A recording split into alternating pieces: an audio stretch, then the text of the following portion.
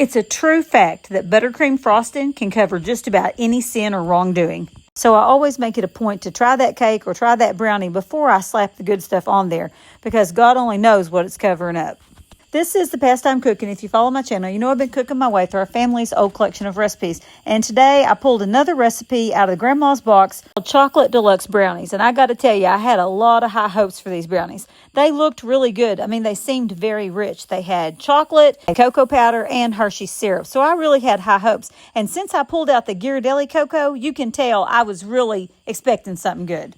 Not only did the recipe look really rich, it was covered in a nice thick buttercream frosting. How could it possibly go wrong? In fact, I was so sure that these brownies were going to be delicious that I was planning on taking them to a party that night.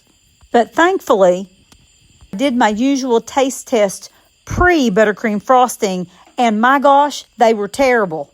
The recipe said to bake them for about 45 minutes, but by 35 minutes, they were already overbaked. They were dry and essentially tasteless. As I said, buttercream frosting can hide just about any sin, so I slathered it on there good and thick, and you know what? They were still terrible.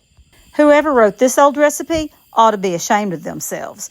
It was a waste of perfectly good Ghirardelli cocoa and Hershey syrup. So I say leave this old recipe firmly in the past.